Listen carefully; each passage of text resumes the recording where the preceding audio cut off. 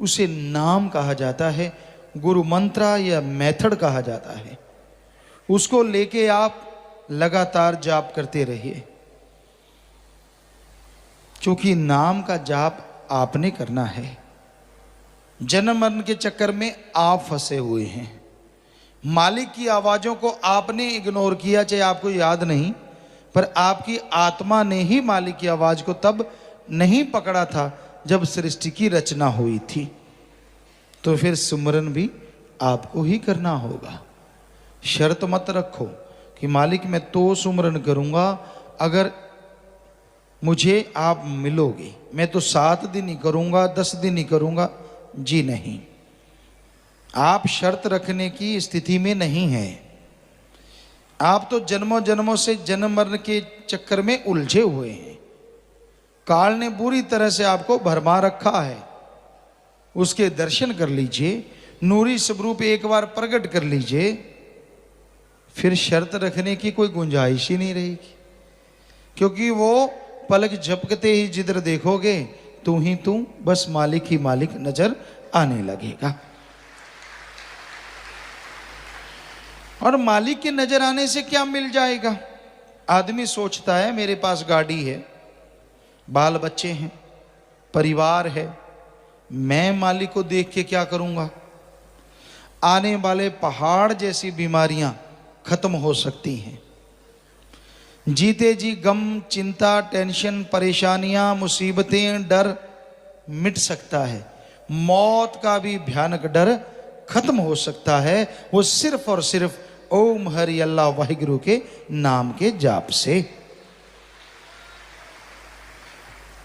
आप सारी दुनिया से निस्वार्थ भावना से प्यार करने लग जाएंगे। कोई आपको बैरी विरोधी लगेगा भी नहीं।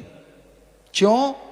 क्योंकि जब निर्वैर निर्भय से प्यार हो जाता है तो आदमी भी निर्वैर और निर्भय हो जाया करता है।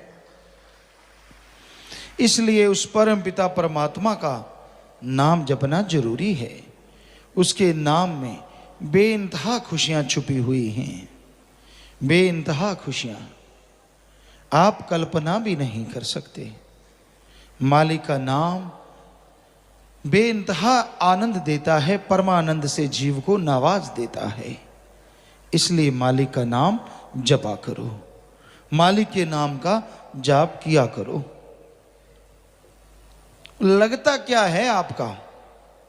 पैसा नहीं देना, घर परिवार नहीं छोड़ना, कोई भी दान नहीं करना, बल्कि जितना सत्संग में आओ, जितना सुमरण करो, झोलियां भर के ले जाओ। अरे पता नहीं कौन सी मुसीबत आपको उड़ीक रही हो। क्या पता एक्सीडेंट, क्या पता कोई और पाप कर्म आपको करवाने के लिए काल उत्सुक हो। सत्संग में आते हो, सुन के अमल करते हो, नाम जपते हो, तो वो सारे पहाड़ जैसे कर्म कंकर में बदलते चले जाते हैं।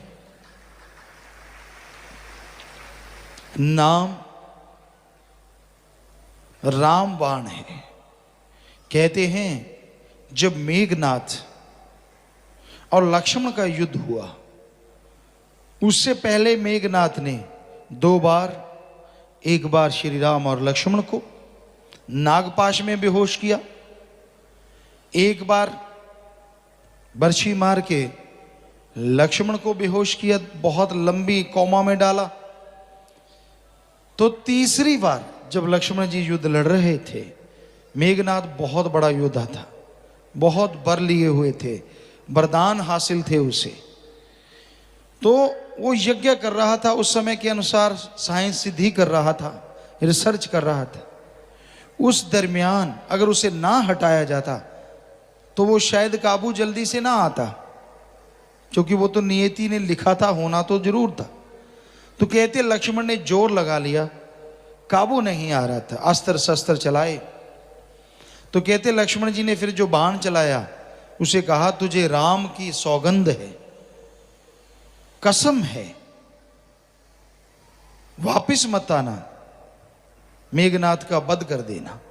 तो वो बाण जब छोड़ा, मेघनाथ की सारी चालें, सारी मायावी शक्तियां धरी धराई रह गई और उसका सिर कट के पल में खात्मा हो गया। तो रामबाण तब से मशहूर है। कोई भी बात हो, ये दवाई तो फलां रोग की रामबाण है, ये कहावत बन गई। तो उसी तरह उस राम का नाम, अल्लाह वाहिगुरु मालिक का नाम भी ऐसा रामबाण है जो आपके गम, दुख, दर्द, चिंता, परेशानियां सबको मिटा के, जला के राख कर सकता है। आवागमन से आजादी दिलाता है, जन्मों जन्मों के पहाड़ जैसे पाप कर्मों को खत्म कर देता है। और चलाना कैसे है राम का बाण? जीभा से, ख्यालों से, विचारों से। आप जीभा से, ख्यालों से मालिक के नाम का जाप करते रहिए। जैसे जैसे जाप होता जाएगा, आपकी जिंदगी की तमाम परेशानियों का खात्मा होने लग जाएगा। मन को काबू करना कलयुग में बड़ा मुश्किल है। मन ने बड़े बड़े लोगों को तिगड़ी नाच नचा रखा है। मन को काबू करने के लिए भी अगर अचूक कोई साधन है तो वो है प्रभु का नाम। सेवा करो और नाम का सुमरन करो तो आप अपने अंदर की बुराइयों को खत्म कर सकते हैं। तो आप मन को जीत सकते हैं। और जो मन को जीत लेते हैं, मन जीते जग जीत।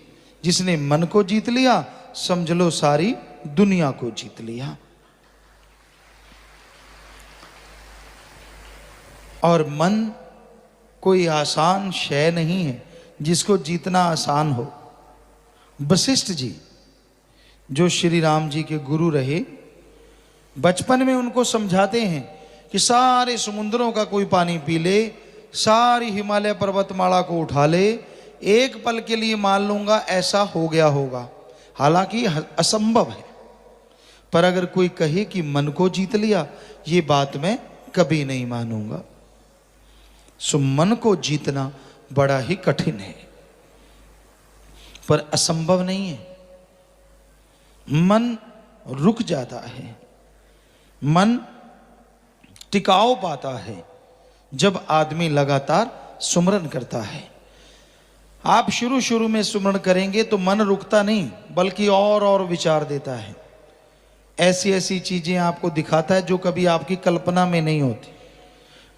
गंदगी, बुरे ख्याल, बुरी सोच, नेगेटिव थॉट्स ज्यादा बढ़ चढ़ के आती है। यानी तब काल के घर में रोना स्यापा पड़ जाता है।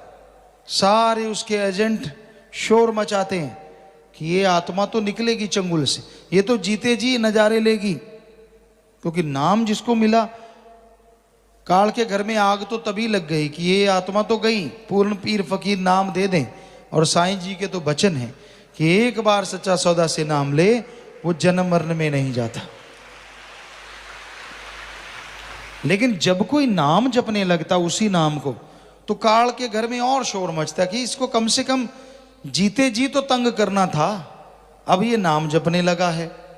अगर नाम जपेगा, अगर इसकी सुरती ईश्वर से जुड़ गई, ये तो दोनों जहान की खुशियां लेगा। काल की बेहद बेइज्जती होती, बेहद बेइज्जती कि कोई उसकी नगरी में रहता हुआ दयाल के दर्शन करे और नजारे मान के जाए। छाती पे मूंग दलने जैसा हो गया।